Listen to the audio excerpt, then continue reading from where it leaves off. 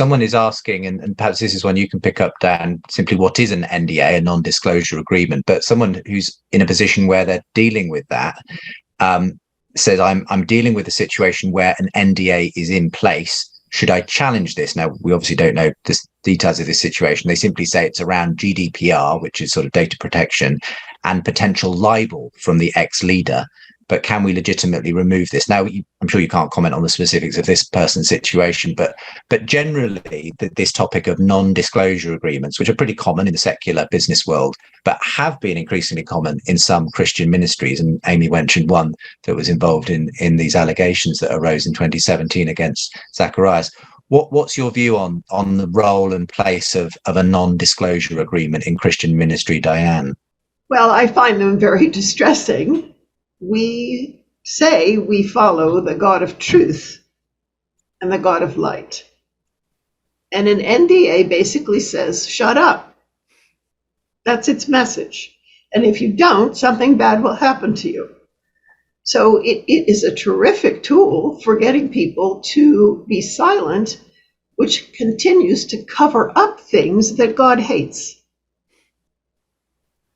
And so I've worked with people who've tried to get rid of them in their lives, who are victims, who can't tell their story without, who knows would rain down on them if they did, and things like that.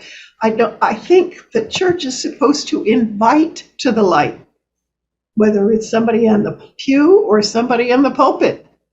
The church is supposed to call us to truth. And where it doesn't, it is not following Jesus Christ. If I can jump in on that too, Justin, just as an attorney, this is a huge problem in Christendom.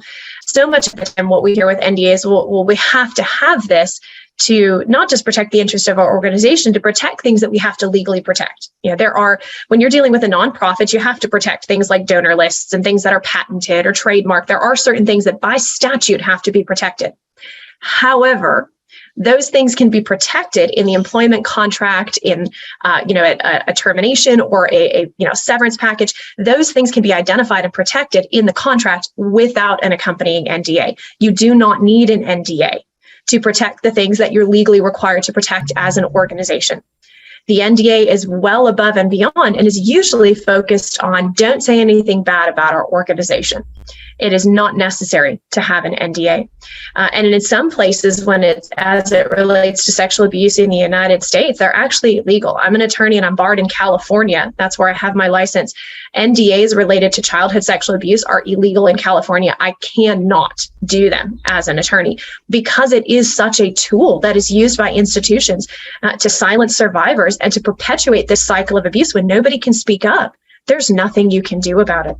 And so they're not necessary. In some places, they're actually illegal as it relates to sexual abuse. And that's just a very tangible area that everybody can go back to their churches and their ministries and say, hey, what's our policy on NDAs?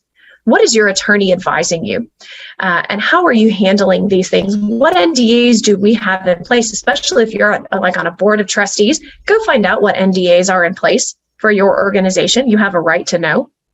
Find out how they're being used, find out what the policy is, find out what your general counsel is telling you to do with NDAs, because if you have a general counsel that's pushing you towards NDAs, they might be giving you the commonplace legal advice, but as a Christian organization, they're not giving you but what does the Bible say advice? What's our moral and ethical code going to be?